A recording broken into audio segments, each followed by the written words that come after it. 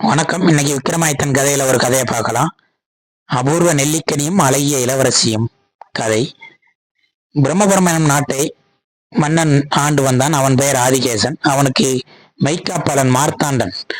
அவனும் மன்னனும் சிறந்த நண்பர்களாகவே இருந்துள்ளனர். மார்த்தாண்டனும் மன்னனும் போர்ப்படைகளுடன் ஒரு சமயம் காட்டிற்கு வேட்டையாட சென்றுள்ளனர்.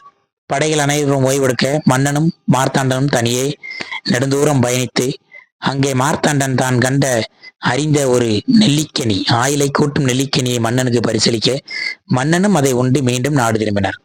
மன்னனோ சில நாட்கள் கழித்து மார்த்தாண்டனிடம் சிங்கள நாட்டில் படையெடுத்து அங்குள்ள இளவரசியை கவர்ந்து வா என கூற கப்பலிலே மார்த்தாண்டன் படைகளுடன் சென்றுள்ளான். ஆனால் போதாத காலம் சூறாவளி காற்றில் சிக்கி கப்பல் கவிர மார்த்தாண்டன் ஒரு மீனிடம் அகப்பட்டுக் கொள்கிறான். அந்த மீனிடம் அகப்பட்ட அவன் வயிற்றிலிருந்து கத்தியை எடுத்து கிழித்து மீண்டும் வெளியே வந்து அந்த சிங்கள நாட்டிற்கு சென்று இளவரசியை தேடி கண்டுபிடித்து ஒரு காளி கோயிலில் வைத்து இளவரசியை கண்டுபிடிக்கிறான்.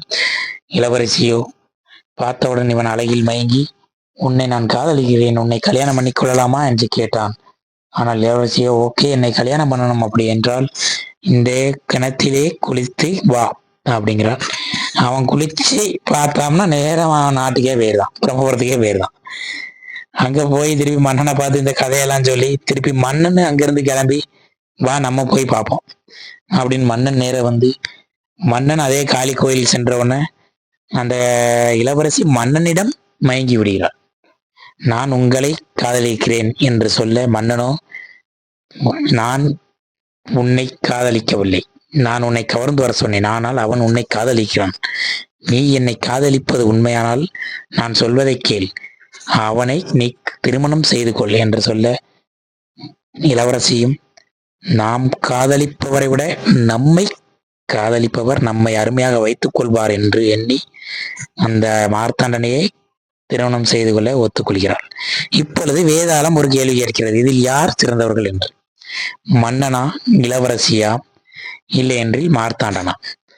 இதில் யாரை சிறந்தவர் என்று விக்ரமாதித்தன் சொல்லியிருப்பார் என்றால், விக்ரமாதித்தன் அளித்த பதில், அந்த மாயக்கனியை எனக்கு அளித்து என்னிடம் உண்மையாக நடந்து கொண்ட மார்த்தாண்டன் மட்டுமே உண்மையான நட்பிற்கு இலக்கணமான உண்மையானவன், அவனே சிறந்தவன் என்று சொல்லியுள்ளார். வேதாளம் அதற்கு தலையசைத்து ஆம் என்று சொல்லிவிட்டு மீண்டும் முருங்கை மரம் ஏறியுள்ளது.